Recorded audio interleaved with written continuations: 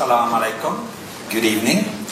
That was quite a crowd, Norman, I have to say. It's bigger than in Tromsø yesterday, but I think they are friendly. They look quite nice. Thank you for coming to Oslo. You've had a very busy schedule. You've been to Bergen, and yesterday you were probably in the northernmost place you've ever been, Tromsø, and you had 2 appearances with very good discussions. And now we have traveled all the way down to Oslo, and we are incredibly happy to see you and very thankful that you take the time to share with us. So welcome to Oslo, and I think we give Finkelstein a good hand.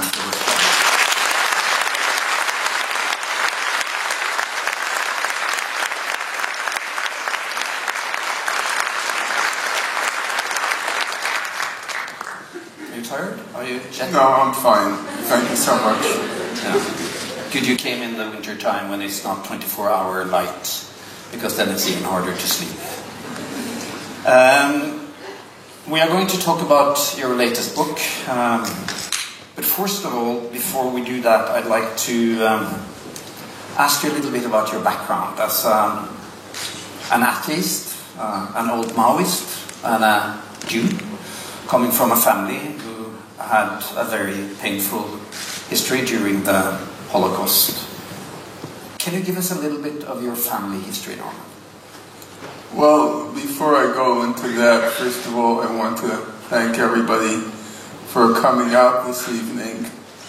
And even though I do not lack in an ego, I must say that what I find encouraging this evening is that sometimes one gets the feeling that the Palestine cause has died, that it's been replaced by all the humanitarian catastrophes in the Arab world, whether it be Afghanistan, Yemen, of course Syria, Libya, Egypt, and yet despite it all, and despite a very painful period in the Palestinian struggle, one can say, judging from this evening, that despite it all, the cause still lives.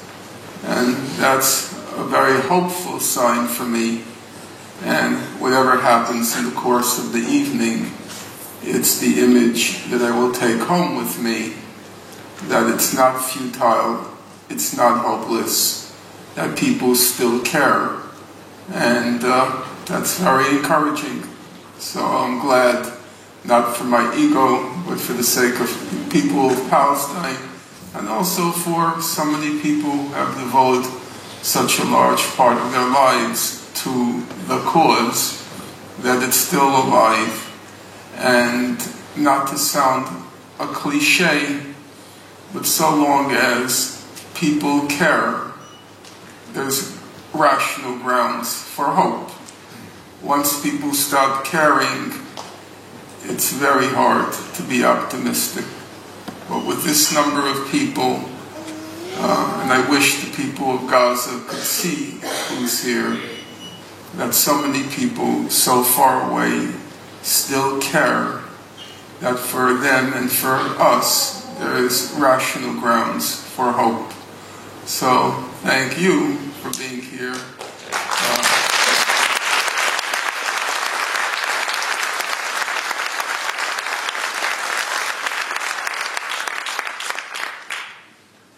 My family history can be summarized fairly simply. Both of my parents were from Warsaw, Poland, and my parents lived a good middle-class life. My mother had an excellent education. She was quite talented in math, but also knew languages, knew Latin, and also was cultured in the old-fashioned European sense. Classical music. She was very impressive. And then suddenly, as if in the blink of an eye, the world turned upside down. And from living a cultured, carefree, beautiful youth, she suddenly, as it were in the blink of an eye, found herself in the Warsaw Ghetto, and she was reduced to vermin. All around her, people were literally, not figuratively, literally starving to death. Their bodies were just in the street, and each day somebody would come around in a wagon to pick them up. And from there on, both my parents were in the Warsaw Ghetto until 1943, April 1943, after the Nazis repressed the uprising. The survivors of the Warsaw Ghetto, of which there were about 20 to 30,000, were deported to Majdanek concentration camp. My mother then ended up in 2 slave labor camps. My father ended up in Auschwitz and in the Auschwitz death march. And by the war's end, some of you may know the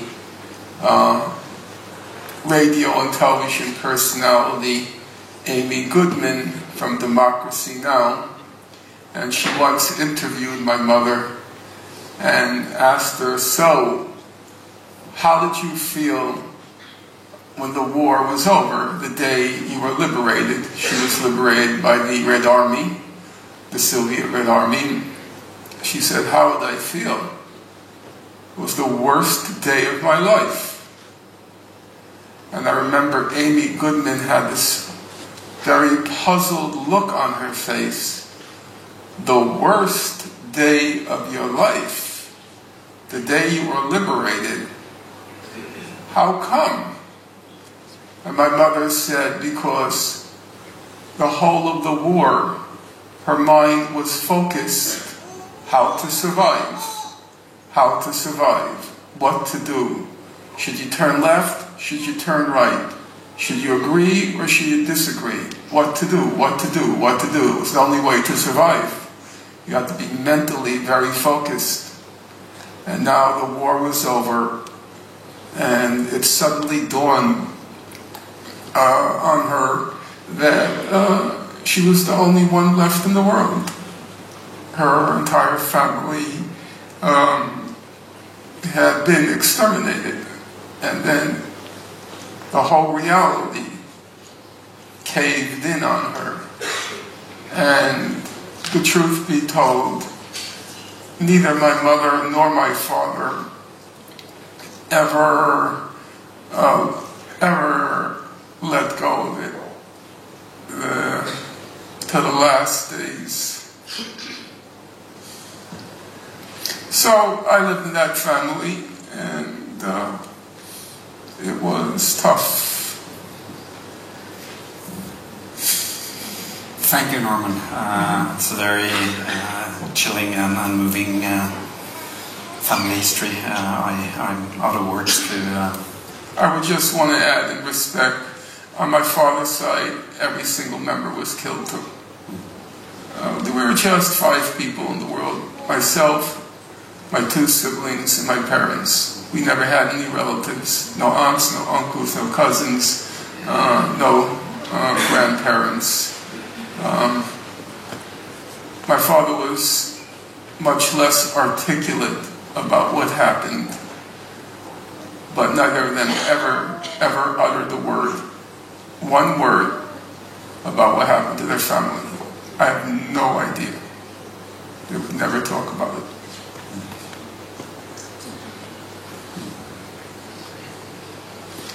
And the main lesson I learned from my parents, just to give you an anecdote, in my community where I was growing up, they were going to build a homeless shelter. And the neighborhood was very angry, because if you build a homeless shelter, the value of your property goes down. and everyone, including my parents, were very conscious about what were called property values. You build a shelter, property values are going to go down because those people are going to come live in our neighborhood. And I was very surprised because my mother was very conscious of property values. She said, build the shelter. And she was very insistent to build the shelter. And I asked her why, because I was surprised. And she said, because you never know where you'll be tomorrow. And I knew exactly what she was talking about. She went from the Polish middle class to a concentration camp in the blink of an eye. You never know where you'll be tomorrow. And I took that with me. Don't ever look down on anybody else's suffering, because you never know where you'll be tomorrow.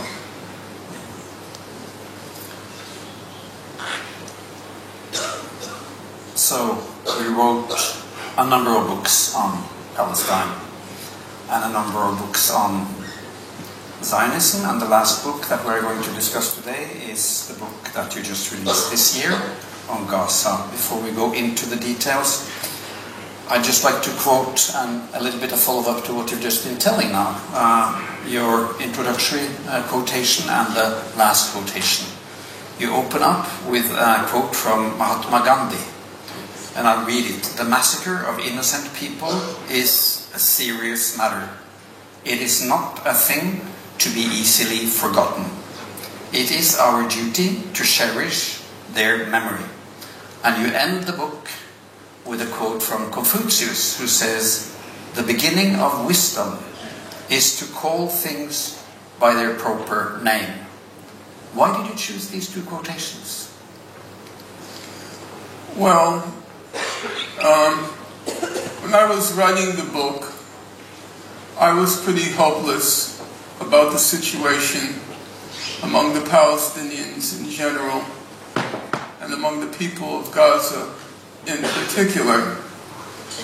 I was hopeless on a political level. The cause seemed to be dying, and I had, by unpredictable circumstance, had ended up my entire adult life devoted to the cause. People often would criticize me and say I'm obsessed with Palestine, and as if to say there was some anti-Semitic or self-hating motive. So that's really not true. It's just that the cause never ended. And I'm not a quitter. You don't walk away from a suffering people because it's no longer fun, or because you want to do something new. The people there don't have the choice to walk away, and if they don't have the choice, then morally, I don't have the choice. And I have some good friends there who I made over the years, and I didn't think I could ever face them by telling them, well, you know what, I got bored with Palestine. I decided to do something new. So I stuck to it, but I was kind of hopeless. Nonetheless, even in my hopelessness, I do believe that you have an obligation to the dead and to those who have suffered to remember, to record what was done to them. You may not be able to bring them back from the dead, and you may not even be able to diminish the suffering of the living, but it's certainly within your power to remember, to record for history what was done. And so that was the inspiration. And when it came to dedicating the book, the dedication was very simple. It says, "To Gaza, the truth." Because I felt very confident I made every effort humanly possible with all the limitations of being a human being, namely being fallible and not able to achieve absolute perfection. But I made every effort to record the truth. There is no exaggeration. There's no need to exaggerate, because the truth is so terrible and it's so appallingly heartless what's being done to those people. And the indifference has become or reached a level of criminality. I don't want to anticipate where we're going this evening, but one fact stands out in terms of the criminality of the indifference. All the major UN humanitarian organizations have been saying for the last 6 years that Gaza is quickly reaching the point of being unlivable. And now, as we speak, literally as we speak, there are reports daily coming out, not just from Gaza and not just from the UN, but the reports are coming out from Israeli military and political officials that Gaza is reaching the point of complete and total collapse. Which is to say, when they were saying, will Gaza be unlivable in 2020? That's what the UN reports were originally saying when they came out around 2012. And they gradually moved up the date. They said, maybe not 2020, it may be sooner than 2020. Well, the future is now upon us. The point that the UN agencies were predicting is now, as we speak, upon us. Gaza is imploding. It is collapsing. That is not poetry. That is not hyperbole. That is fact, as acknowledged, as I said, by the Israelis themselves. And Gaza has, I don't want to pretend it's worse than other conflicts in the world. Syria is a nightmare. Afghanistan is a nightmare. Yemen is a nightmare. And I'm not going to compare. But Gaza has, let's just call it, a unique feature. The unique feature is, as UNRWA, the United Nations Relief and Works Agency, put it, they said in other parts of the world, when there's a natural disaster, let's say a drought, or there is an armed conflict, say Syria, they said in every other part of the world where there are disasters which are either natural or human-made, the people at least have the option of fleeing.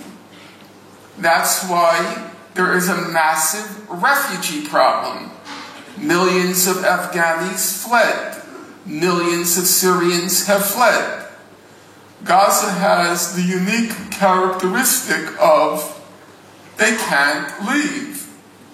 They are literally caged in as Gaza quickly becomes, or is now, unlivable. Now, I'm not going to attach a technical label to how you want to describe that situation, I don't want to get involved in a silly, semantical, legal dispute about whether it constitutes genocide or not. When you cage a people in an area, knowing full well that it is, as a medical, biological fact, unlivable. And that's what we're confronting now.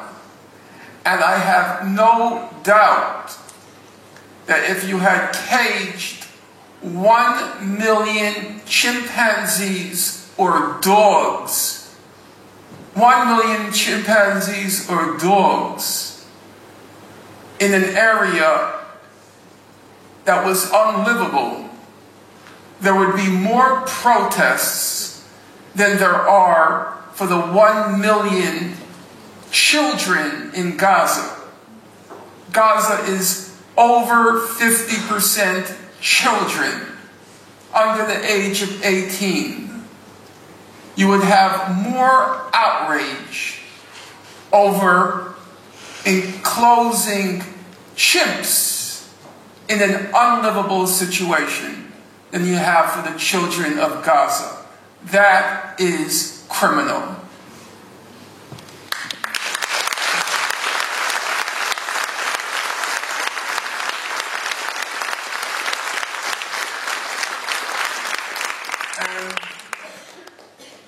I was also asked why I quoted Confucius when he said the beginning of wisdom is naming things by their proper name. When I was thinking about the book that I had written, it occurred to me that most of what I wrote was simply trying to find the correct terms for what was going on there. The first and most important term, the one we have to eliminate, the one we have to refuse to use.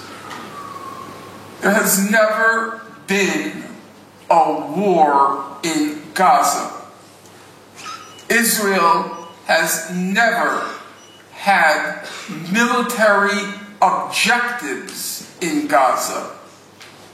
Israel has never targeted combatants in Gaza. Israel has never targeted military sites in Gaza. What you have in Gaza is the systematic, methodical targeting of the civilian population.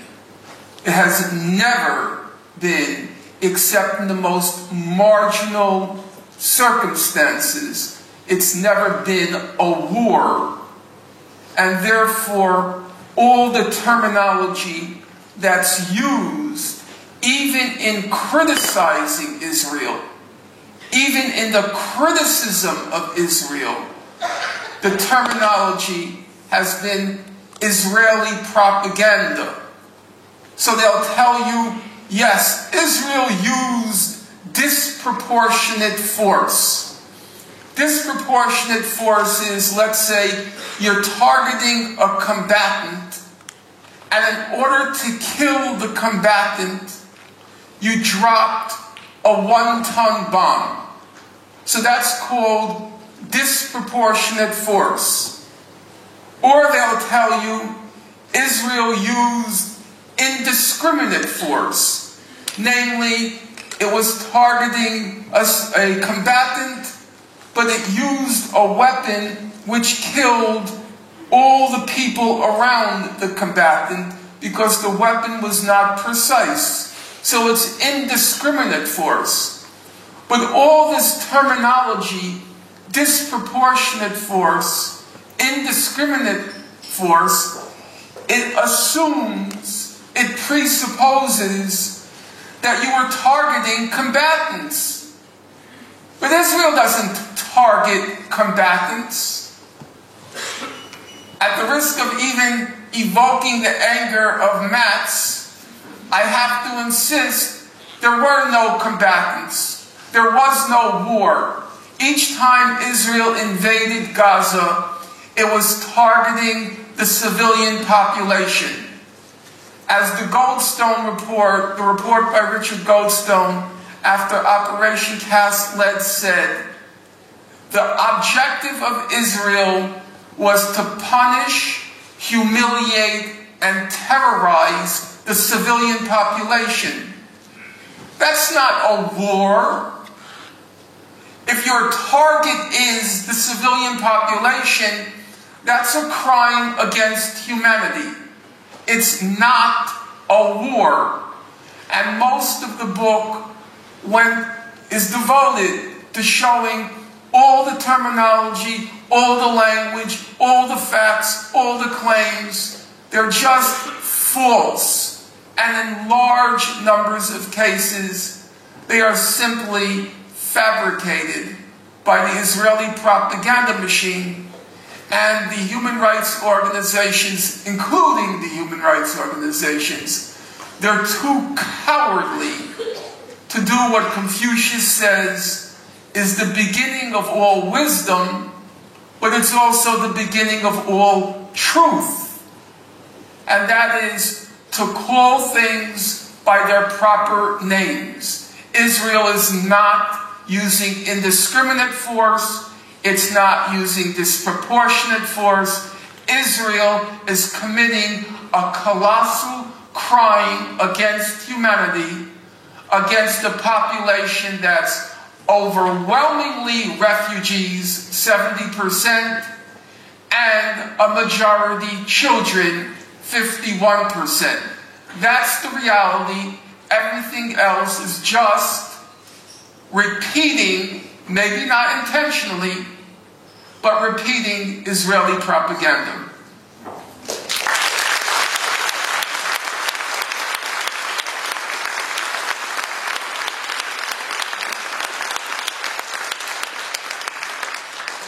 In your book, you have 4 different sections. The first section is on Operation Cast Lead, which was December 2008 to January 2009, Operation Støpt Bly, which engaged lots and lots of people in Norway, by the way. The second part is about the Goldstone report. The third part is about the Mavi Marmara incident or attack.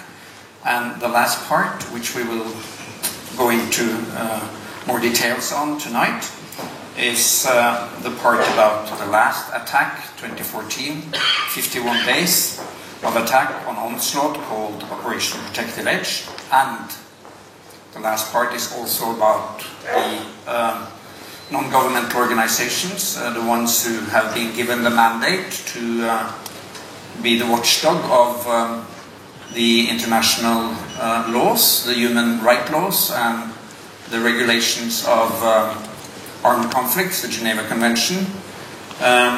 Namely, in particular, you're analyzing the function of Amnesty International and the UN Human Rights the UN body of Human Rights Council. And you are extremely detailed, accurate. I have to tell you, reading this book, it's more than 400 pages. You spend about half an hour if you read it closely on 2 pages. The number of footnotes per page or per chapter is 300-400 for one of each parts of the book. This is a very scholar book, and it's an absolutely invaluable source of documentation and knowledge. So I think, first of all, I would like to extend to you a deep thank for having done this enormous undertaking to accumulate, to analyze, and to put together all this documentation. You have to read it. It is our duty to read it. Well,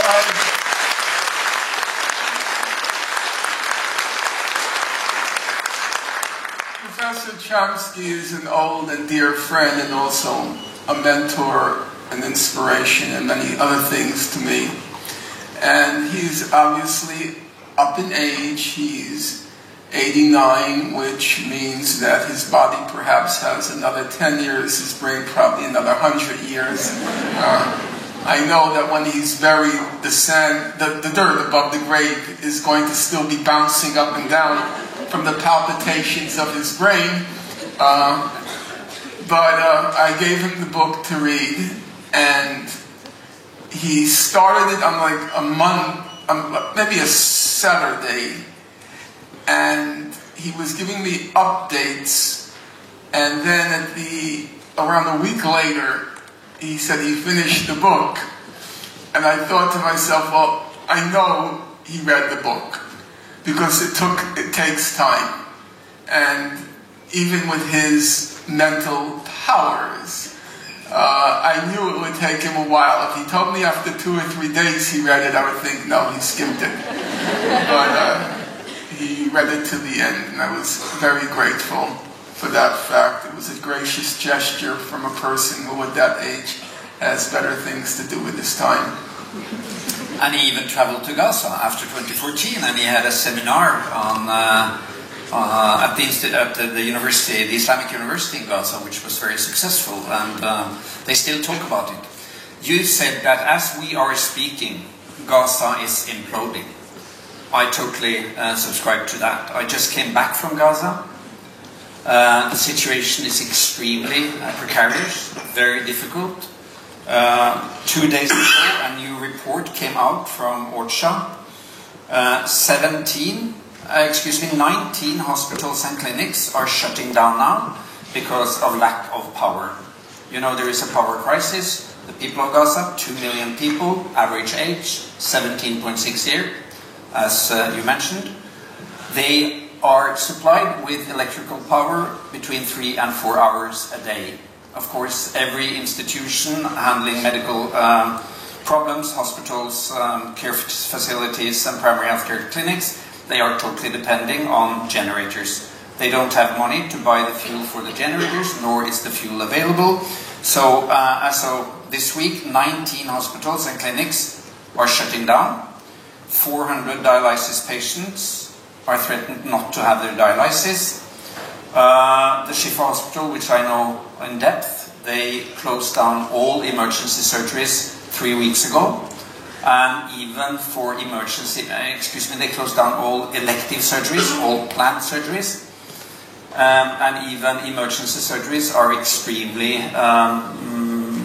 hardly prioritized in order to only operate those who are in life-threatening situations. The number of patients who have been allowed to exit Gaza for medical treatment in Egypt, in Europe, or in Israel has decreased from the number of permits to leave Gaza by the Israelis has decreased from 62% in 2016 to 54% in 2017, according to UN. That means that every second patient who badly needs cancer treatment, other types of medical treatment, are not allowed to exit Gaza. And you can imagine what kind of pressure it is on the medical system only 3 years after the last onslaught, which was calculated to produce nothing less than 1,000 new multi-handicapped children, just to mention one number. And as our government is supporting the siege of Gaza, our government is not protesting the closure of hospitals. Our government is supporting the US politics towards the State of Israel. I think it is time to get organized and time to get moving, because we are part of the problem. We are part of the responsibility for this situation. I just want to underline that. So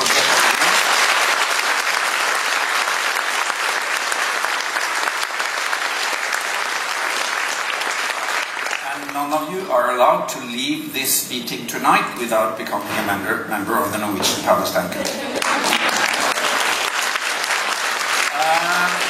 Let's turn back to the book, Norman. And you concentrate on two, or I would say there are two fundamental statements that I think you would describe as lies. Two things that we meet every time we discuss Gaza. The first one is that Israel has the right to defend itself, and the second is that Hamas has a huge arsenal of weapons, tunnels, and not at least deadly rockets. The third thing, which we will discuss later, is that any criticism of the State of Israel today and the politics of the State of Israel towards the Palestinians are now more and more often immediately stamped as anti-Semitism. But to those two first statements, Israel has the right to protect itself and Hamas is a deadly army. What would you comment on that? Well, let's take the questions in reverse, because first we have to assess what exactly is the threat that Hamas poses before we can ask the question, does Israel have the right to defend itself? Because if there's no threat, there's no need to defend yourself. So let's look at the facts. Whenever you look at the major media, or even the human rights organizations, they always point or create, is there a problem? Okay. They always point or create this image of this vast, sinister, ominous Hamas arsenal of weapons. And they'll tell you about the Hamas, the Iranian Fajr 5 missiles, and the Hamas Grad missiles, and then they always have this inventory, usually with these very ominous, cleverly created graphics. 20,000 of these rockets, 15,000 of these missiles, and it sends shivers down your spine as you look at these graphics and you look at these numbers.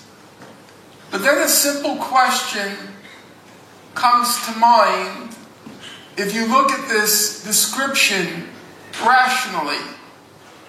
The question is, where did they get these numbers? Because if you know the quality of the weapons, Grad missiles, Fajr 5 missiles from Iran, and if you know the quantity, you know the quality, you know the quantity, you must know where they are. Otherwise, how would you have these numbers? And then the question arises. We all know Israel is not shy about launching preemptive attacks. In fact, it's all the time launching preemptive attacks when nobody is going to attack them. So, if you know where the weapons are, as you must know because you know the quantity and the quality, then why doesn't Israel do what it does typically, for example, in Syria? Namely, it launches what it calls preemptive attacks against Syrian arms shipments to Hezbollah. That happens about every 3 weeks or so. There's another report. Why hasn't Israel preemptively attacked these weapons stashes by Hamas? It knows exactly how many they have. They know exactly the quality. Why haven't they preemptively attacked them? Exactly as it does every few weeks with Hezbollah.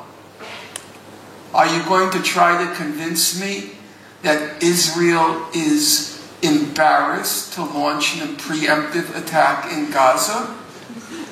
That's not very plausible. The only plausible explanation is they just pluck these numbers from thin air, and a very gullible and complicit press and human rights community just repeats the numbers. Now, some of you rightfully will be thinking now, well, that's a plausible explanation, but he certainly hasn't proved anything. It still remains at the level of speculation. Okay, let's now move from the level of speculation. Let's move to facts. And the facts I'm going to now recite to you come not from me, but they come from Israel.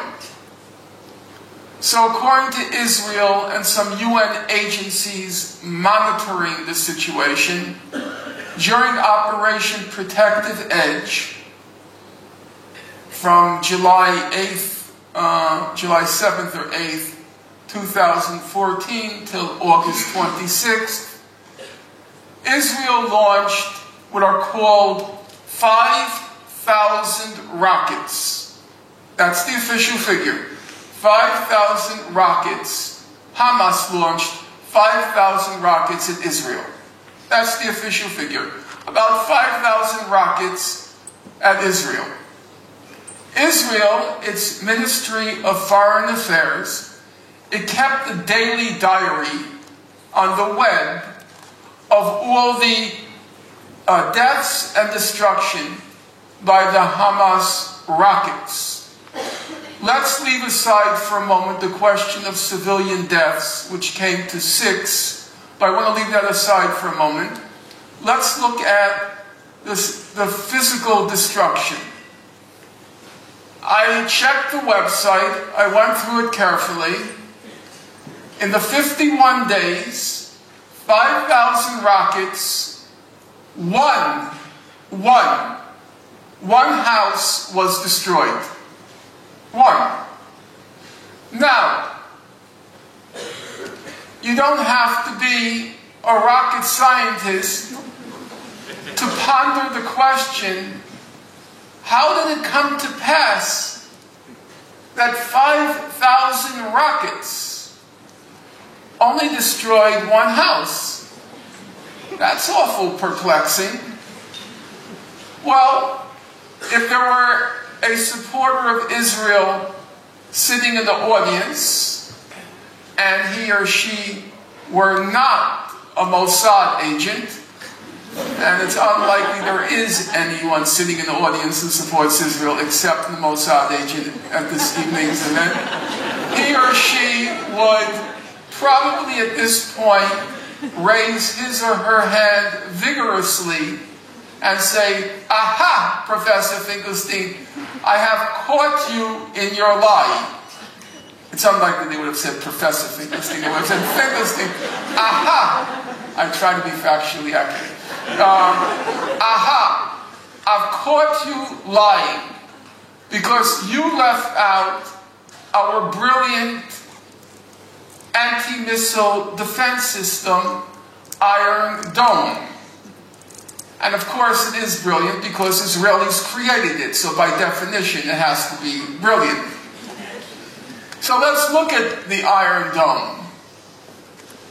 Iron Dome was only deployed around the major cities in Israel. According to the official numbers by Israel, 820 of the Hamas rockets came within the vicinity of Iron Dome. 820. Of those 820, Israel claims Iron Dome intercepted 90%, or 740 of the 820 rockets. One of the top anti-missile defense system experts in the world, Theodore Postel at MIT, he examined the evidence and he said, well, I think it's closer to 5%. They probably intercepted about 40 rockets. But let's use the Israeli numbers. Let's use their numbers. 740. Okay. It doesn't take a rocket scientist to still ponder the question. That still means thousands and thousands and thousands and thousands of rockets got through to Israel.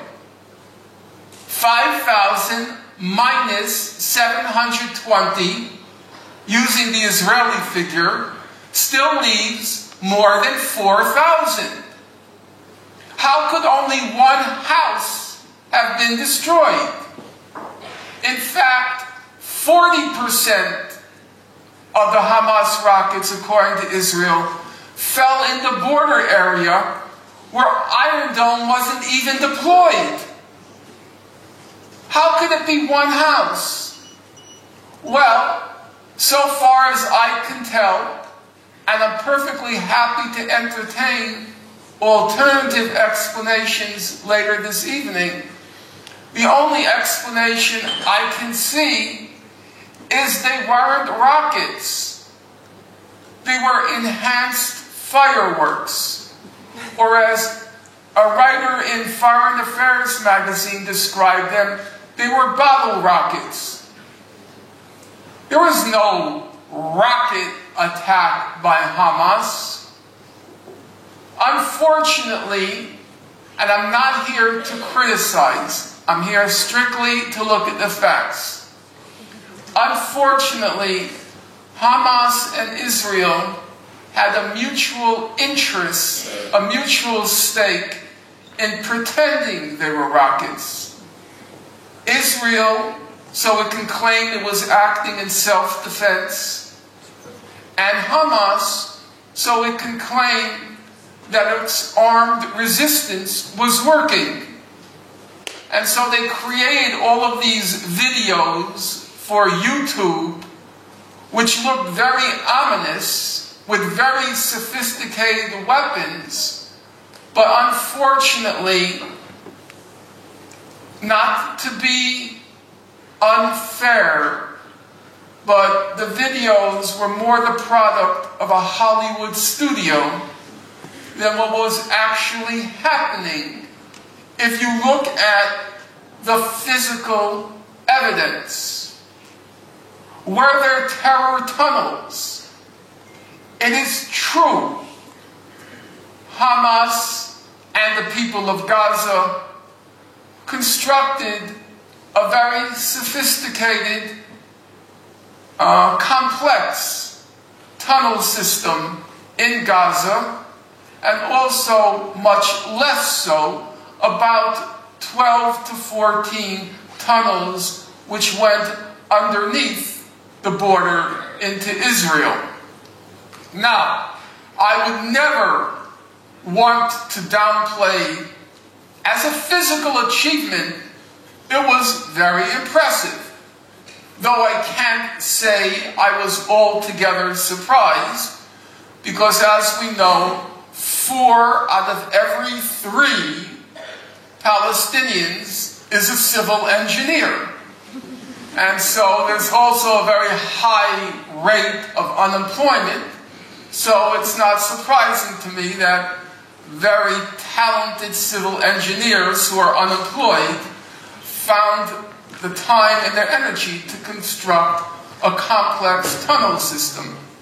However, the claim was made that these tunnels were designed to target civilians, to kill, as Prime Minister Netanyahu put it, to kill children, to attack kibbutzim. And I suspect, without knowing everyone in the room, of course, that overwhelmingly most of you believe that that was the purpose of the tunnels. In fact, over and over again, the Israelis acknowledged the tunnels were not used by militants to attack civilians. Never once, not one time, as the UN Human Rights Council report was probably one of two true statements in that report. It said all the information shows that the militants entering the tunnels never targeted civilians. And the Israelis admitted it. What was the purpose of the tunnels? Before I get to it, there's an interesting question. Why did they admit it? Do you know why? Because Israel created such a hysteria about these terror tunnels targeting civilians that the civilians living in the border area didn't want to come back because they were fearful that Hamas terrorists are going to pop out in the middle of the night in their bathroom. And so Israel had to acknowledge, no, they're not targeting you, in order to get them to return. So there never were terror tunnels. The purpose, my guess, I can't prove it, but if I were to speculate, my guess was the tunnels were designed to try to capture a couple of Israeli soldiers, as they did earlier with Gilad Shalit, and then use them as a bargaining chip to get prisoners out of the Israeli jail, Palestinian detainees out of the jail. Now, that I will acknowledge is speculation. That would be my guess. But there were never any attacks from those tunnels on civilians. And then it's an interesting fact, and I'll end there.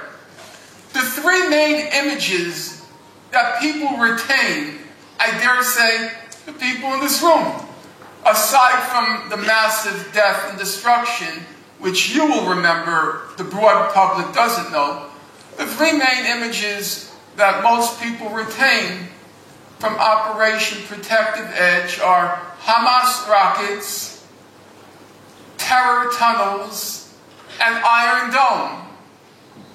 And now here is the story. There were no Hamas rockets, there were no terror tunnels, and there was no Iron Dome. It's all a fiction. A very effective propaganda machine, so much so that even those who thought they were looking at it critically internalized these images, which were pure, total, complete fabrications. Yeah.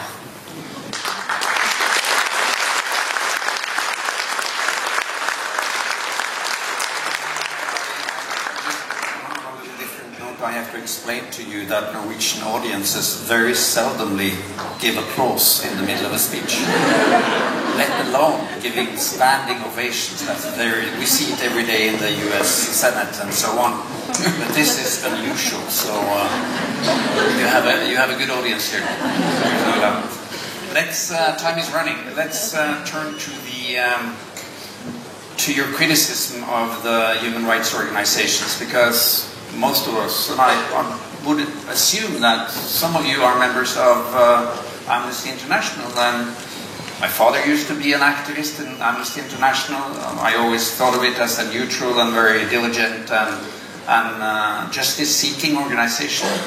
I've seen things in Gaza that have been pretty shocking when it comes to their actions in real situations, and one of the things that I remember very vividly from the last attack on Gaza was the ICRC representative in Gaza coming to Shifa in the middle of the bombing with their white cars and big flags with red crosses on. And at that time, there had just been a bombing of the Mustashfa Mohammed Al-Durra, which was the pediatric hospital just north of Shifa, the Al-Durra hospital. We had the bombing in the south of the hospital, Al-Quds hospital. The situation was extremely dangerous for the healthcare personnel. 10th of ambulances were shot at and bombed by the Israelis, altogether 47.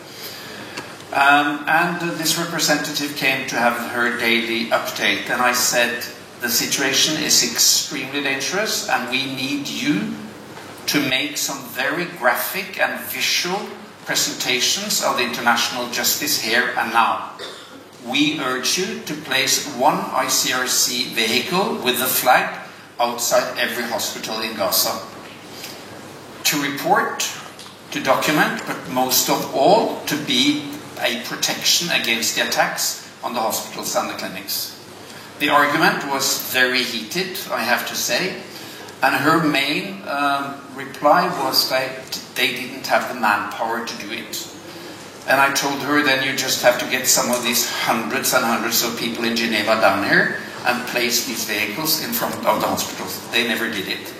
After that meeting, she went down to the press tent where the media people were outside Shifa Hospital, and she tried to inform the mostly Arab group of journalists. All the other Europeans were down in a beach hotel, and she almost got beaten up out of anger with the lack of action, with the lack of protection from the international agencies who are actually given the duty to uphold the Geneva Convention and to look to it that civilians are protected and that healthcare facilities are protected.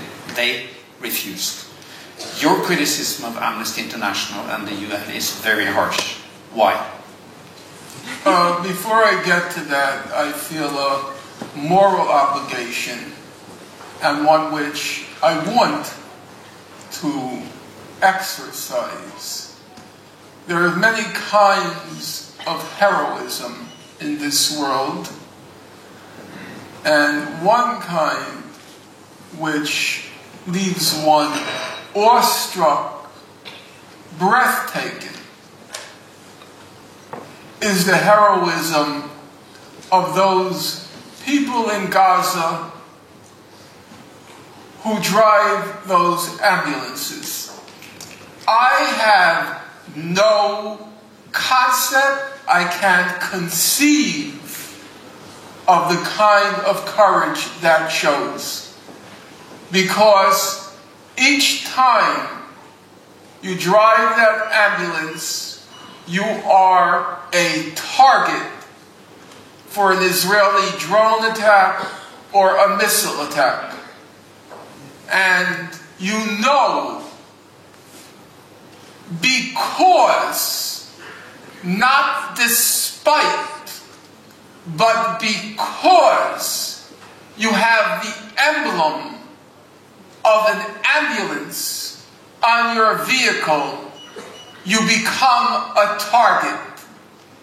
Elsewhere one hopes, though that's a vanishing hope in large parts of the world, that having the cross or the crescent is supposed to be a deterrent to an attack. But for certain and for sure, and I have no fear to say it in the camera's eye, that because it's an ambulance, it's targeted in Gaza. And you saw repeatedly a family was murdered in its home. 6, 10, 15 members are extinguished. An ambulance comes, the drones or the helicopters wait, and when the ambulance arrives on the scene, what's called the technical term, as Matt knows, the first responders, immediately as they arrive on the scene, the missiles come and incinerate the ambulance. And then there are scenes described in the Human Rights Report of a second ambulance comes to rescue the people in the first ambulance. And the Israeli drones wait patiently until that second ambulance comes, and then they target it with their drone missiles. How people find the courage to drive those ambulances, these vehicles of death, I don't know. I know Max is He's a courageous fellow. He's also a very good marathon jogger. You're envious. Yes, it's left me in awe, not to mention envy. And I know what he does is courageous. But I wonder, I don't know, would you have the courage to go in that ambulance? Can I reply to that? Yeah, I'd be curious. I wouldn't. Because now we're into the 2014 attack, and I in accordance with you, Norman, I'll show a few pictures.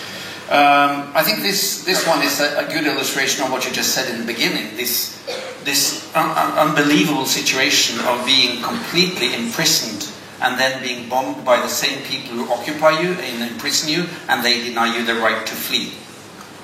And this is a child ghetto, as you said. You started by talking about the Warsaw Ghetto. What did people in the Warsaw Ghetto do? What did they do? They resisted and they dug tunnels. What did they take through the tunnels? Arms, weapons and food. Just as the people of Gaza. Numbers matters. I want you to continue, and you have an important story to tell. But I want facts to be clear. The Warsaw Ghetto and all the talk of resistance, 90% of it is Hollywood movies. There was very little weapons. I remember my mother told me this story, that one person came down with a Kalashnikov, some fancy World War II weapon, and they were shocked. A weapon? We have a weapon? The weapons are as fictional for the Warsaw Ghetto as they are fictional for Gaza. But what you said, the other part, is true. The tunnels, strange coincidence. In the Warsaw Ghetto, like in Gaza, they had all of these, a very sophisticated tunnel system. And I remember my mother told me the story. You had to dig it with your hands. How they did it, she doesn't know. And just like with the Palestinians, I'm afraid to say, and I hope I don't offend anyone, my mother was expressed shock. She said, Jews, the collaborators as they were called, the collaborators, the capos, they would show the Nazis where the tunnels were. And they would show them where their own families were. So when you ever wonder about why we have so many traitors among us, in this case Palestinians, every situation creates that class of scum, of human scum, who will even sell out their own mother and father to survive. And I'm not afraid to say that includes virtually the whole of the Palestinian leadership. Pure, total scum. Selling out their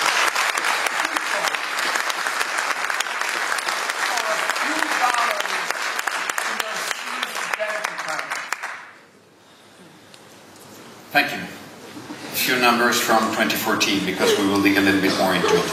These are the sum-ups of the Israeli attacks on the UN shelters. These shelters were designated for the naked, unarmed civilian population to find some refugee, since they obviously couldn't fly.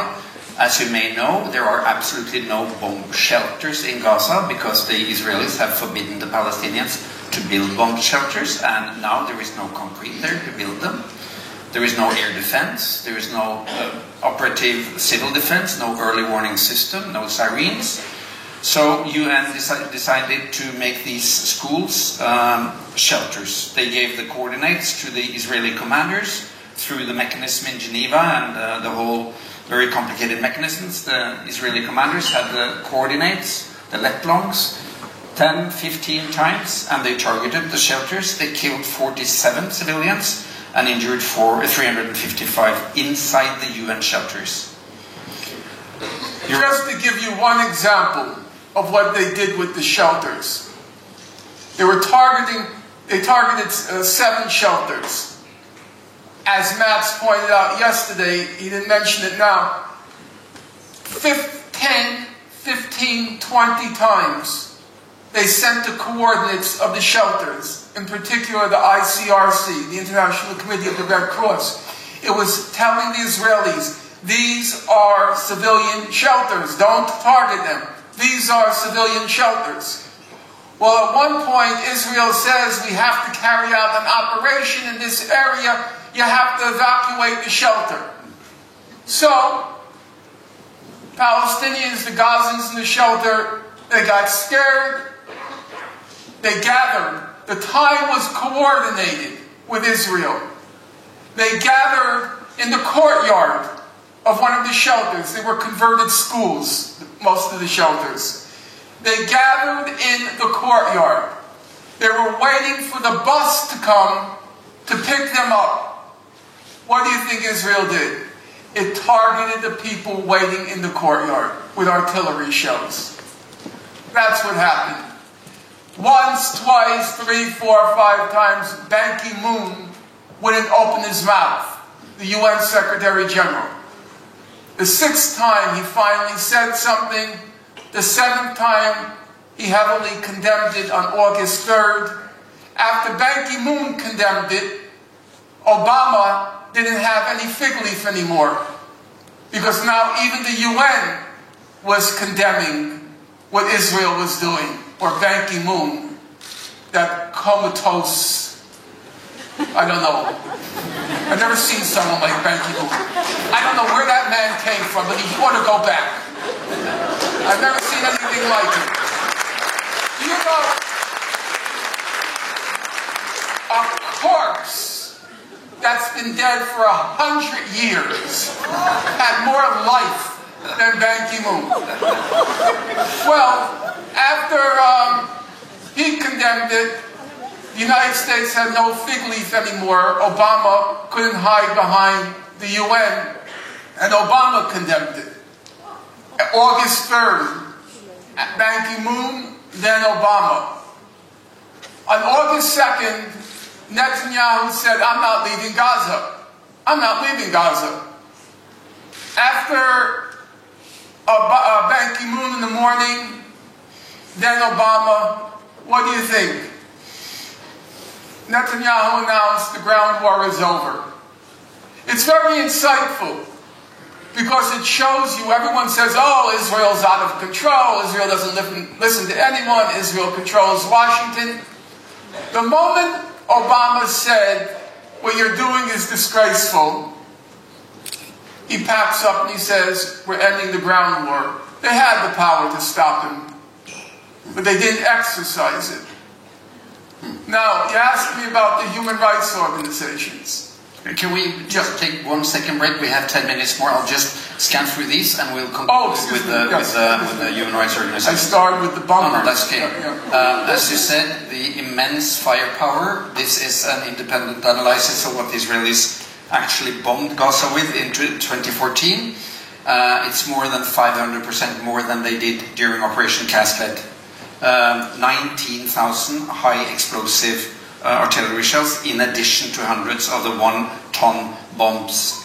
Let's just be clear about the figure. 19,000, the figure I use is 20,000, but it's not important. 20,000 high explosive artillery shells, 90% of which, 90% targeted civilian areas. 90%. Now, it's an interesting fact, because everyone talks about those 5,000 Hamas rockets, and they talk about the 2,000 Hamas mortar shells. Altogether, that's 7,000, right? And we hear about Hamas war crimes. These weapons are indiscriminate. They're targeting civilians.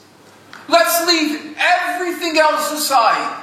Let's leave aside the 1-ton bombs that were dropped in civilian neighborhoods, the 2-ton bombs that were dropped in civilian neighborhoods, the 100 and more 1-ton bombs were dropped just on Shujaya, one of the most densely populated neighborhoods in densely populated Gaza. Let's leave all of that aside. Just the indiscriminate high explosive artillery shells were dropped in civilian neighborhoods than all the Hamas rockets and all the Hamas mortar shells. But everybody remembers the rockets and everyone remembers the mortars, but I dare say there isn't one person in the room. I have to look for it. I dare say there's not one person in the room who knew that besides everything else, they fired 20,000 indiscriminate, high-explosive artillery shells.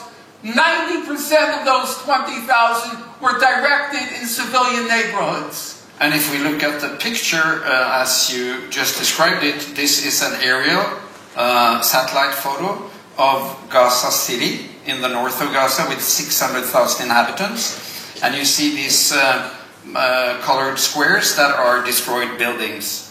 You said one Israeli building was destroyed. One house. One house. In Gaza City alone, 3,500 buildings destroyed and 1,570 impact craters. That's only in Gaza alone. This indiscriminate bombardment, by the way, the Israeli generals and Netanyahu and Shimon Peres during Kaslet said that, quote unquote, 90% of our missiles hit the intended target. 90% of our missiles hit the intended target. These are high precision weapons. The drones, the artillery shells, everything is extremely sophisticated. 220 schools were damaged, 62 hospitals and clinics, 170 mosques, and you see the numbers of apartment buildings and houses destroyed by this Israeli bombardment. I want to just say a word about the houses, because the houses is actually the most painful aspect of this painful story.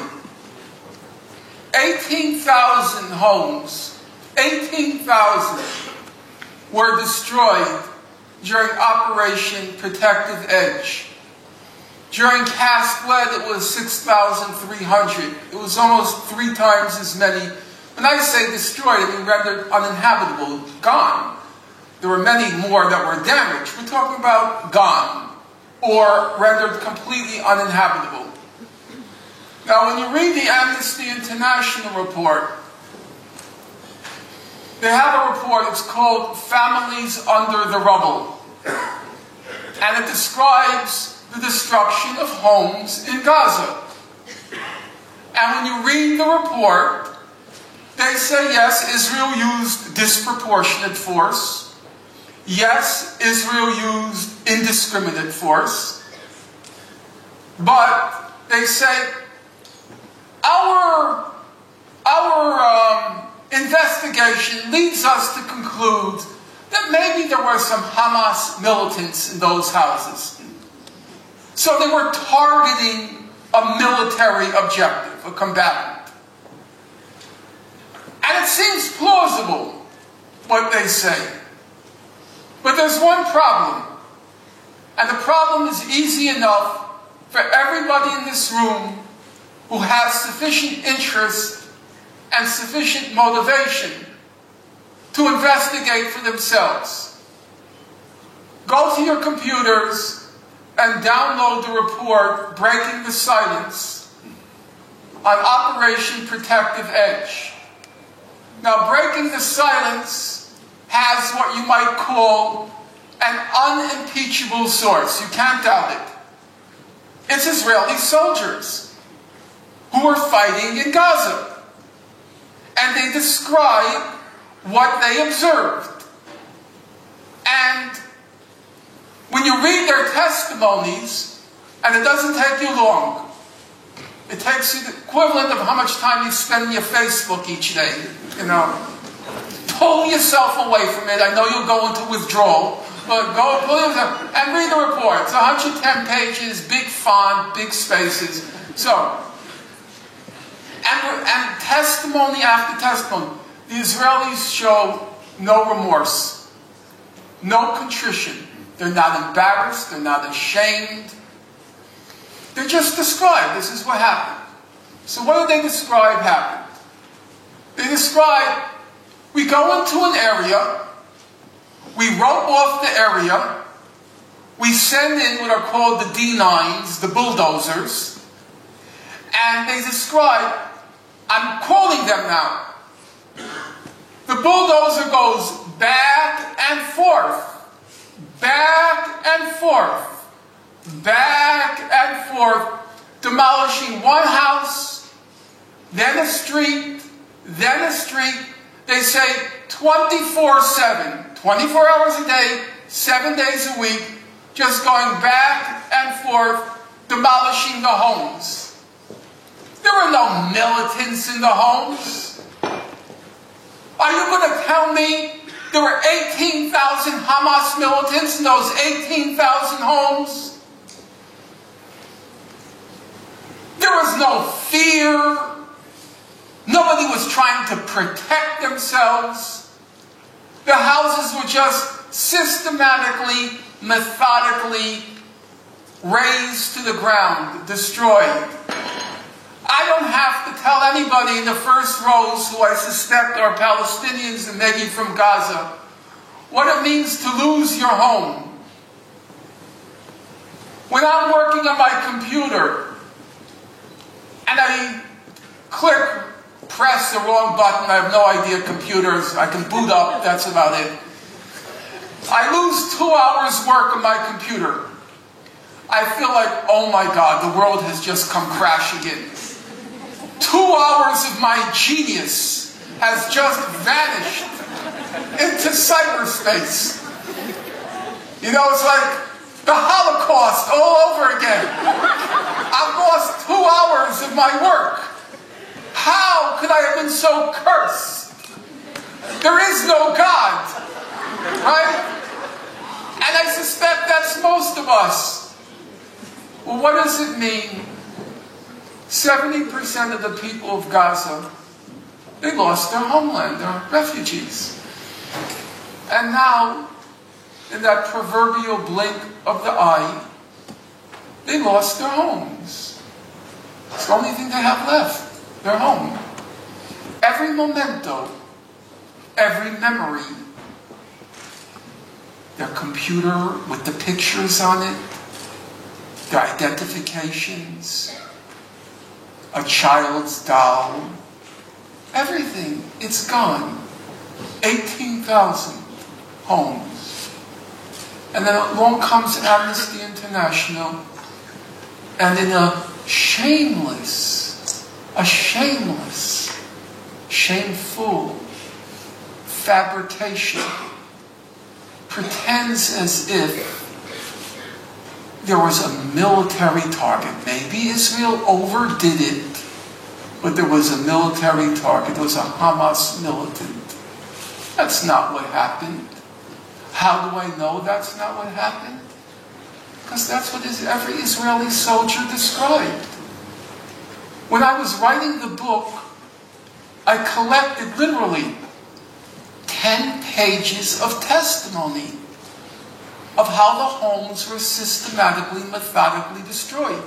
I didn't know what to do with it. I wrote 5 of my friends and I said, can you just give me the best ones? And as Mats will attest, it still ended up 3.5 pages of the book just repeating the testimonies. That's how the houses were destroyed. And that's why the human rights reports were so shameful in what they did. I am not gleeful about it. I know Mats managed to get through the first chapters of the book. It's a long book and it's... the first 4 chapters are an Operation Cast Lead. And I'm sure he'll attest, I depended entirely on the human rights reports. And then the question is, what happened? Why this betrayal? Can I just, before we stop now and take a break, just give the backdrop. Now we talked about the buildings and the destruction of hospitals, homes, mosques. Let's just repeat the human tolls, and these are again from UN sources. On the Israeli side, there were 71 killed out of which 66 were soldiers, 4 were civilians, 1 was a child. On the Palestinian side, there were 1,473 civilians, and these numbers have been updated. At least 70% of the fatalities on the Palestinian side were civilians, 8% were civilians on the Israeli side. Total 556 Palestinian children were killed in 51 days, 299 Palestinian women, and moreover 3,500 Palestinian children were wounded, meaning 4,000 Palestinian children killed or wounded in 51 days. What would the world have said if 4,000 Israeli children had been killed or wounded in 50 days? The ratio, if we look at the fundamental question of protection of the civilians, if you calculate the numbers, for every Palestinian fighter that Israeli army killed, they killed 5.3 civilian Palestinians. They killed 5 times more civilians than soldiers that they pretended to fight against. On the Palestinian side, for every Israeli soldier that they killed, you remember the number 67, the Palestinian killed 0.06 civilians. So leaving aside the protection of civilians, on the number side there is no doubt who protected the civilians. And the ratio of killed Israeli to killed Palestinian children is 1 to 556. So what happened from 2009 to 2014 that made Amnesty International not emphasize this grossly improportional and the responsibility of the Israeli army and the government? Well, here you enter the realm of speculation, and I always have to distinguish between speculation and fact. My impression is, after Operation Cast Lead, it was a public relations disaster for Israel. Large numbers of the broad public, which up until then were willing to give Israel the benefit of a doubt, after Operation Cast Lead, they turned against Israel. And one of the indications was what was called the Goldstone Report. The Goldstone Report was commissioned by the United Nations Human Rights Council. And Goldstone was a respected international jurist. He was and is Jewish, and he was and is, by his own reckoning, his own account, he is a Zionist. He says it with pride. He sat on the board of directors of the Hebrew University in Jerusalem. His daughter went to live in Israel, and so he was deeply identified with Israel. And then he produced a report, one of 4, but he was the head of the commission, a report which was totally devastating to Israel. It said, as I mentioned earlier, it concluded that Israel's goal was to humiliate, punish, and terrorize the civilian population. And so he kind of lifted the curtain of lies. He dispelled the fog of lies, because he was saying, this is not a military operation. It was not targeting a military adversary. It was targeting civilians. It was designed to terrorize the civilian population. Well, Israel became hysterical. A frenzy was whipped up in Israel.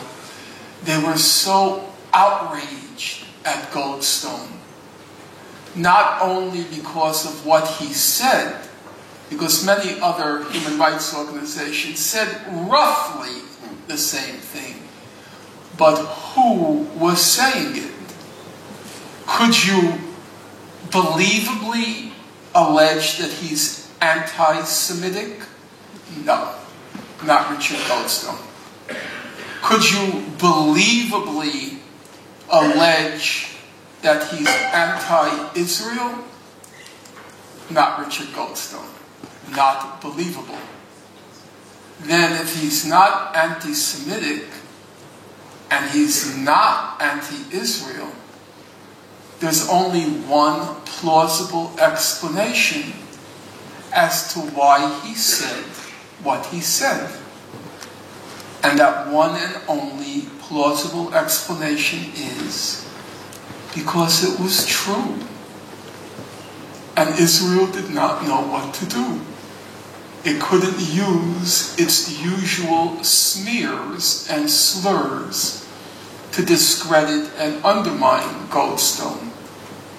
And they unleashed this very ugly, vicious campaign against him.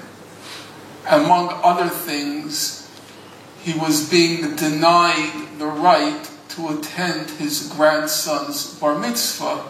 He's South African. The Jewish community in South Africa, or elements of the leadership, were denying him the right to attend his grandson's bar mitzvah.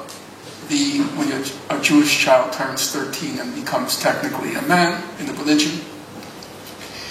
And on April 1st, 2011, which in the United States, and I'm told also in Norway, is called April Fool's Day, when you do pranks and jokes on other people.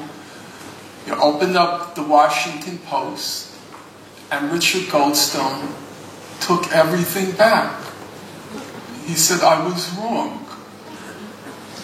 And he claimed that new information had become available that showed that Israel had not committed the crimes of which it was accused.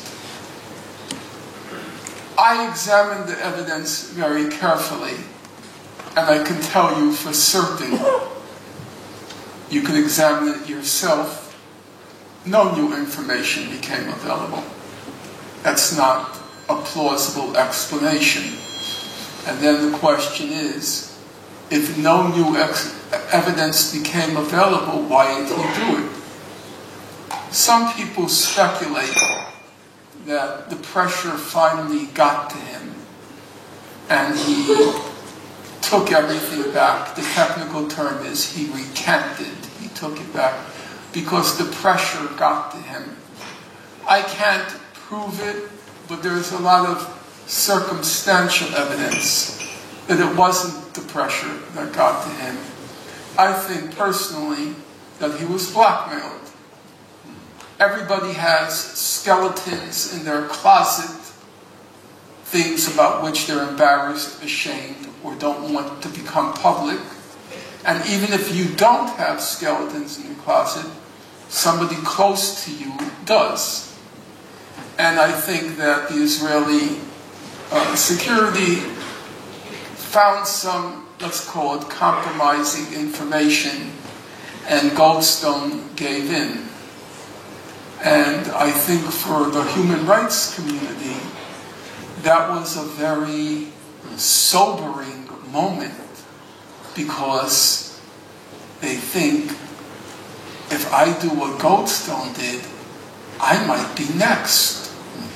And so a lot of, in my opinion, a lot of it was a fear of being Goldstone, of facing the same fate as him.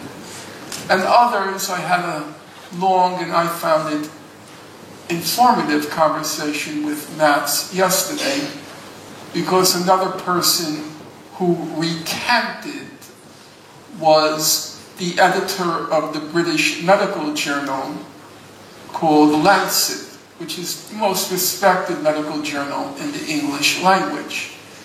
And they had published during Operation Protective Edge an open letter signed among others by Mats, in which they denounced the Israeli crimes in Gaza during Protective Edge.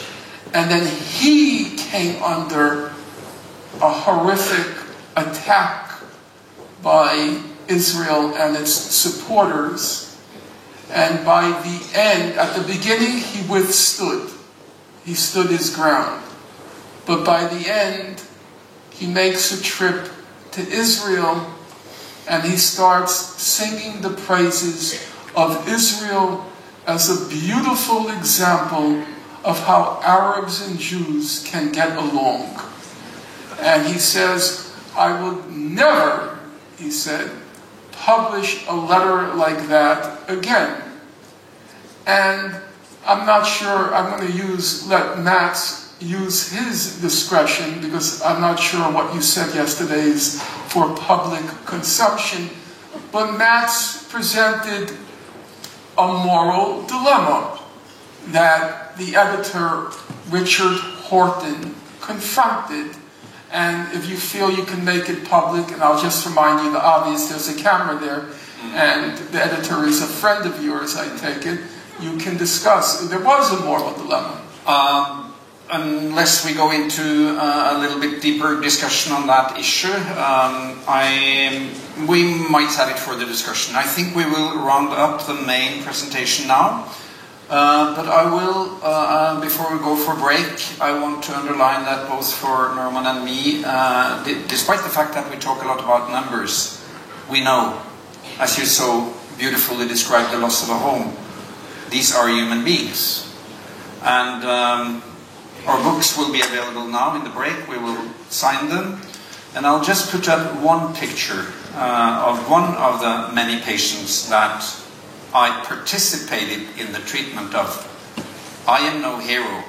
The heroes are the Palestinian doctors, nurses, ambulance paramedics, medical students and civilians who stood their call during the attacks night and day, and who are, as we are speaking, still doing their extreme efforts to serve their people and their sick and needy ones. This little girl from Sashaya attack had a deep cut in her left thigh. She needed anesthesia. She was cold. She was without her parents. And she was one of the 3,500 injured Palestinian children during the 51 days of Protective Edge. I will spare you the images of the headless, the mutilated, the amputated, 556 killed children.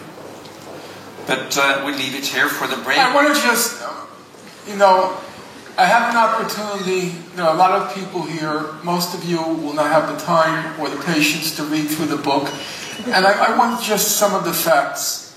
Because you see a child, and you think to yourself, well, war victim, terrible, but that's what happens in war. But is that the full story?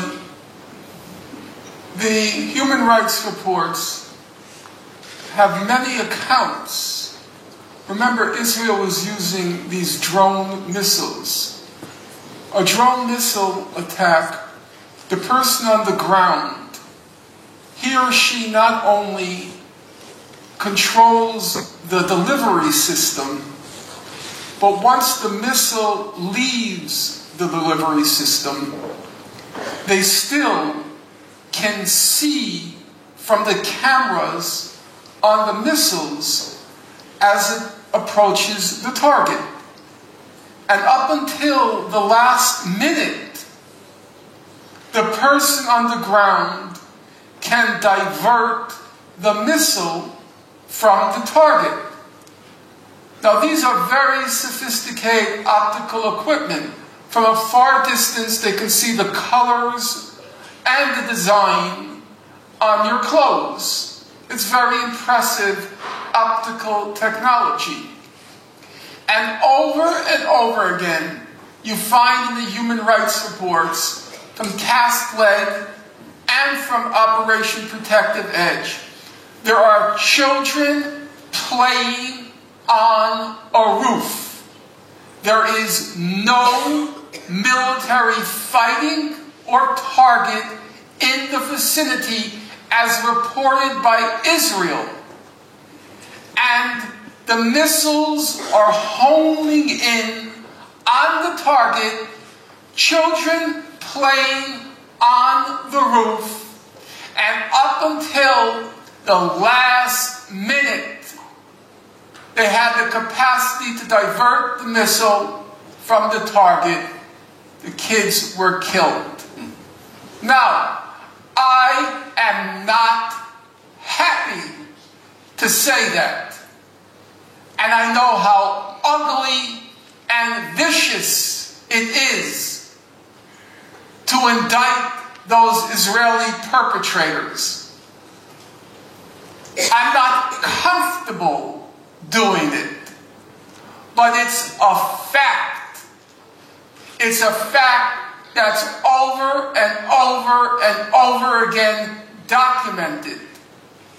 And I have to say, and I'm not happy to say it, it's because of the cowardice of so much of the international community, and now, along with the human rights organizations, that they get away with it. Yesterday night, somebody asked the question, why is Israel so sensitive to public opinion?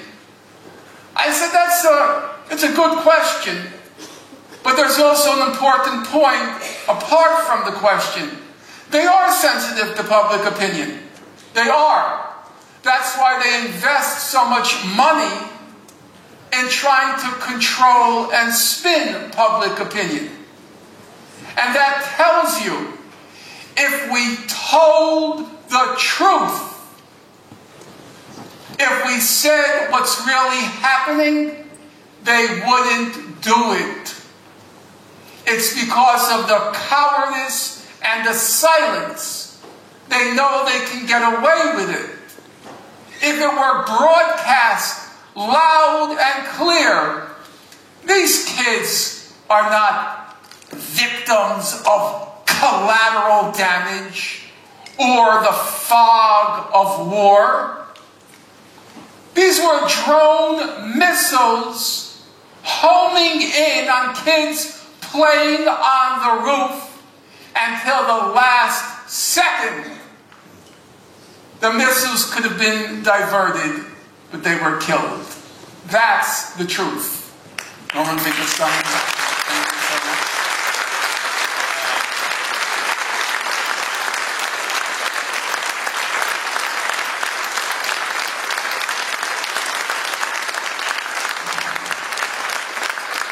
We will have a little change of plans. We will be flexible. We have to distract the enemy. So we will not have a break. We will proceed directly to the questions from the audience or comments. We will continue until 8:15, which means another 15 minutes. Then you will go out and sign up for membership in the Palestine Committee, and we will go out and sign the books. So the floor is yours. There are microphones. Please post your questions, share your comments. I wonder if I can request, the people were very patient this evening, and to your credit as an audience, I didn't see anyone texting, and that's a credit to you. However, I had a lot of very harsh things to say, and there may be some people in the audience who found it very painful. So for those of you who strongly disagree and were very kind in listening, even as it may have anguished you, I hope some of the dissenters will find the courage to come up and question me and ask me, is that true? I don't believe you. What's your evidence? And let's have an honest, free, open, truthful discussion. Thank you, Norman. And the floor is yours. Yeah, and if I could just please ask people who raise their hands to ask questions and not to give long comments. And please state your name first, and then if you feel that you have a very relevant affiliation, you may also give that. I can already see some hands in the air. There's one there. There's one there. There's one here. Yeah. And we're going to take 3 questions first, and then we'll give some time for replies from Norman.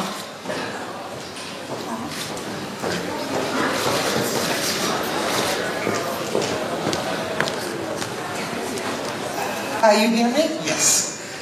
I just wonder what you think. We'd like to have a presentation of you. My name is Silke Pape. I'm a member of the Palestine Committee of Norway.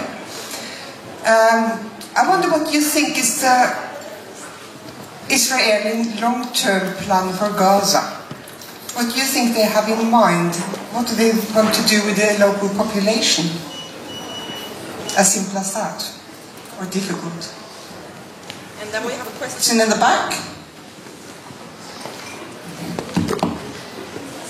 Hello, my name is Sami Sari from Lebanon. The big issue about criminality, it's established of Israel. Because Israel is found 1948. They don't own the country. They kick out the people, they kill a lot of them, and they steal the country. That's the big issue. We should start to tell people how Israel exists. Thank you for your all explanation about the criminality of Gaza or West Britain, but the people in Gaza, they've been kicked out from their houses in 1948 not first time in Gaza. Question, is Israel, has Israel right to be there or not?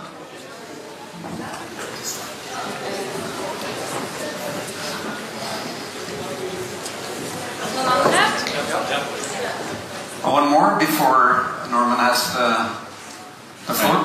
Thank you. My name is August, and I'm a member of the parliamentary system of the University of Oslo. And my question goes mainly to Norman Finkelstein, so I'd like Mats to give an answer as well. And that is, do you support the academic boycott of Israel? Thank you. I think we'll have time for replies now, and then some more questions. So you'd like me to start now? I'm not sure who's speaking right now. You can start. Okay, thank you. What is, as you put it, a simple but obviously a fundamental question? What is Israel's long-term plan for Gaza? I think that Mr. Netanyahu, he's a pretty conventional politician, which is to say he doesn't have long-term plans. He exploits opportunities. Right now, he thinks he has a big opportunity because Trump is in the White House. And what he's trying now to do is, so to speak, solve the Israel-Palestine conflict in a bilateral agreement with Trump. So for those of you who are familiar with the technical terms of the Israel-Palestine conflict, there's what's called the final status issues. The issues that are supposed to be very complicated and are critical to resolve in the conflict. And the 4 final status issues are settlements, Jerusalem, borders, and refugees. So a few weeks ago, Mr. Netanyahu and Trump decided to resolve the Jerusalem question. They said, Trump said Jerusalem belongs to Israel. He said it's off the table. And for Mr. Netanyahu, that was a big victory. One of the 4 final status issues has been resolved. The President of the United States says it belongs to Israel, it's off the table. Now, with Gaza, they're aiming at that second issue, the refugees. The reason they're cutting the money to UNRWA is they want to shut down UNRWA, the United Nations Relief and Works Agency, because UNRWA is the main institutional embodiment of the refugee question. They register the refugees. They validate the status of the refugees. If you shut down UNRWA, in fundamental ways, you are eliminating the refugee status of the Palestinians. And so they're now turning the screws on UNRWA to try to eliminate it, and that has been a long-term plan of Israel. Israel has wanted to get rid of UNRWA, not because UNRWA is supplying humanitarian assistance, but because UNRWA validates the status of the refugees. So I don't think there is a long-term plan. There are taking advantage of moments. And so right now they would like to eliminate UNRWA, and probably also using this as another occasion to try to get Hamas to completely capitulate and enable the Palestinian collaborators in the West Bank to take over control of Gaza. But we have to bear in mind it has nothing to do with Hamas's existential threat to Israel, which is laughable. They only want collaborators in the occupied territories. And Hamas has not yet officially reduced itself to that status, although objectively it's been forced into that status. Namely, it has to police Gaza so as not to provide Israel with another pretext to attack. So it's effectively, objectively, and I'm not faulting it, it's just the circumstances, it's now acting as Israel's police in Gaza, but it's not yet collaborators, and that's what Israel would like. So I don't think they have a long-term plan. If you know the history of the Zionist movement, they never had long-term plans. They always waited for what were called miracles. So they didn't know, first of all, how are we going to establish a state in Palestine? We have no army. We don't have money because most of the original Zionists were poor. Their main constituency was Jews living in shtetls in Eastern Europe. We don't have money. And then they got what was called the miracle of the Balfour Declaration. They got a major imperial power to back them. Then, in 1947, they had another miracle. The Cold War had begun already by 47, and they got the United States and the Soviet Union, the two adversaries in the Cold War, to agree on partition.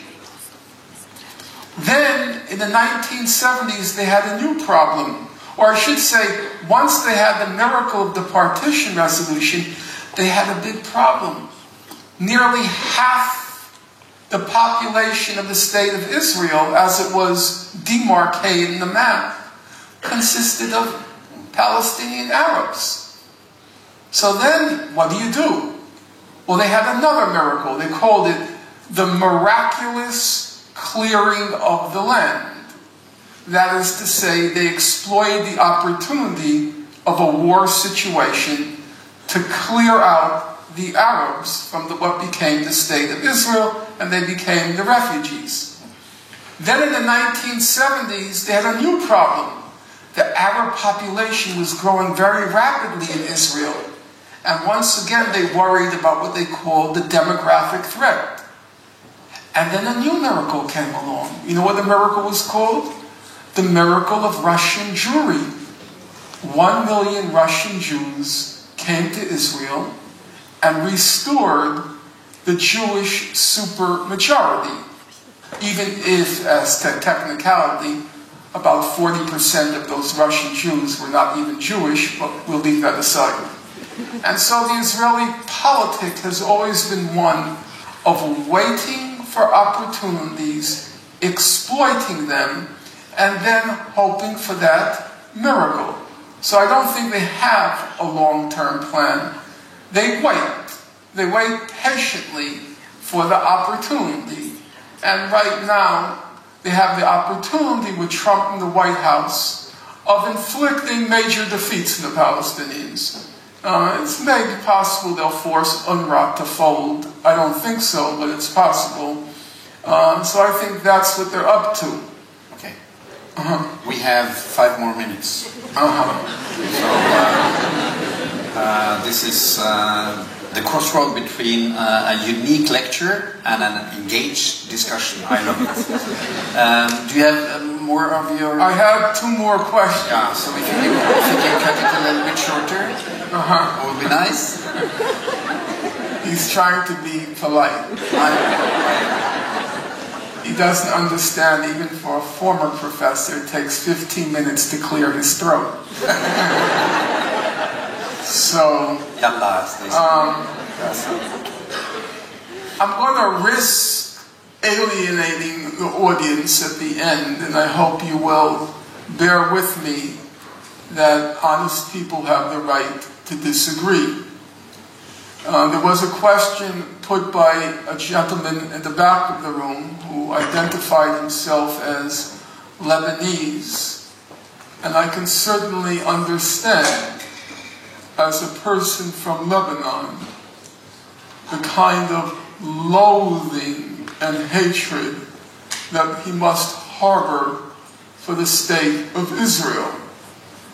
And even Syed Nasrallah, the head of the Hezbollah, who is an extremely sharp, shrewd, perceptive political analyst, whether you agree with it or not, it's impossible to deny his moral seriousness and his intelligence. When he starts talking about Israel, the language gets so filled with hate. It's a kind of language that he doesn't even use for the United States. He does not. And part of me, I kind of understand. I'm sure he would never acknowledge it, and it's his right not to acknowledge a personal tragedy. But he lost his son to the Israelis, and anybody who has had to bear witness to the horror Israel has inflicted on Lebanon.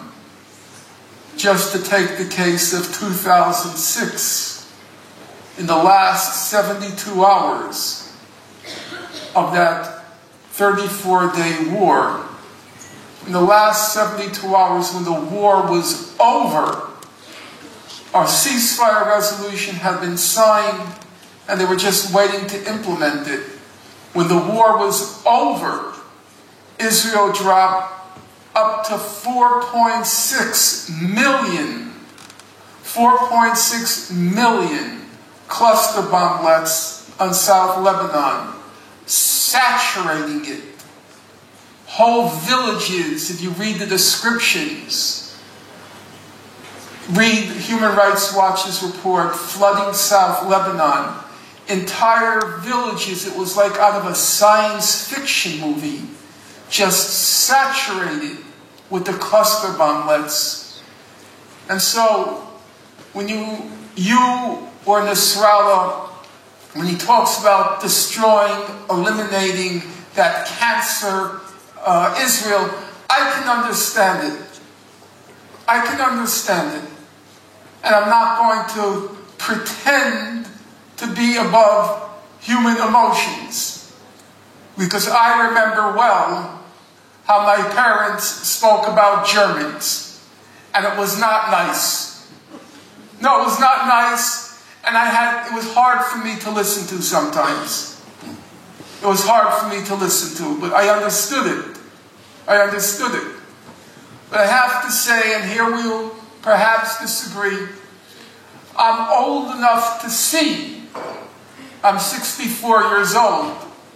I passed in my life through a lot of history, and I've been old enough to see that people change, countries change, nations change, states change. In the first half of the 20th century, it's fair to say, I think, that the most racist and imperialist countries on earth, not to excuse the British, not to excuse the French or the Americans, but I think it's fair to say the most racist and imperialist were Germany and Japan. Japan, people often forget, it killed about 25 million Chinese during World War II. Germany killed about 30 million Russians during World War II. Very ugly places. But if you look at the BBC, the British Broadcasting Corporation, it periodically does surveys. Which countries are the most peaceful on earth? Which countries are the most peaceful on earth? And almost every year, at the top of the list, is Germany and Japan. Germany and Japan. Now, it took a very big military defeat of Germany and Japan to sober them up. With all due respect to Norway, by far and away, the most morally serious young people in Europe are the Germans. There's no comparison with anyone else, especially when you start talking about issues of war or racism. People change, nations change, states change. I grew up with black people being lynched in large parts of the U.S. Don't think for a moment that lynchings occurred in the dark of night when the Ku Klux Klan came down in white robes. That's not what happened. A lynching was a town event. Factory workers were let out early. Mothers packed the picnic basket. Children were let out from school early. An African American was lynched. And then after he was lynched, they would auction off the body parts. Somebody would buy a heart, somebody would buy a kidney, somebody would buy another body part, and then they would send postcards of them standing next to the body parts. That was what my country was like. Lo and behold, in my lifetime, we elected an African American president. People change, countries change, states change.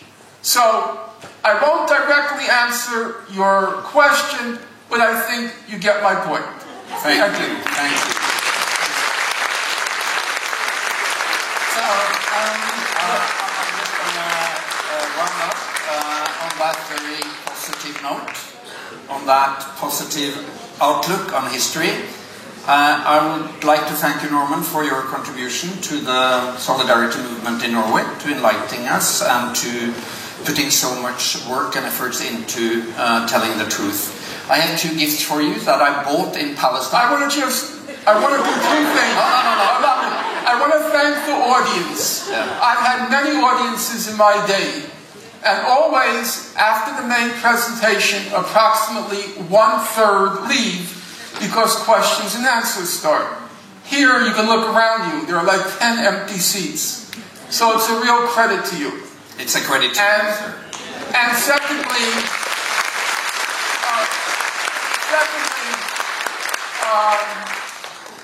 there will be people in Gaza who will watch this. So how about everybody stand up with me? A round of applause for the people of Gaza.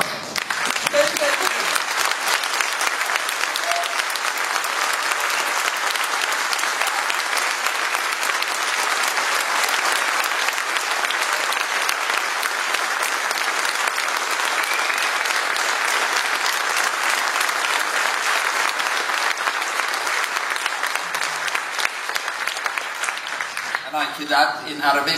Gaza, Gaza, Hatanasel. 2 gifts from Palestine. I bought it when I was down there just now, because I knew I was going to meet you. This is a calendar. The future is bright. It's made by the Educational Bookshop in Jerusalem, in Al-Quds, by this fantastic bookshop. And it is a calendar celebrating 12 important Palestinian writers. Just as you, yourself, you are such an important writer, and this can inspire you every day. And then, when you're working hard and you're not drinking coffee, but maybe a cup of tea, a brand new cup, also from Palestine, from the Educational Bookshop, and it says, Jerusalem is the capital of Palestine. Here's the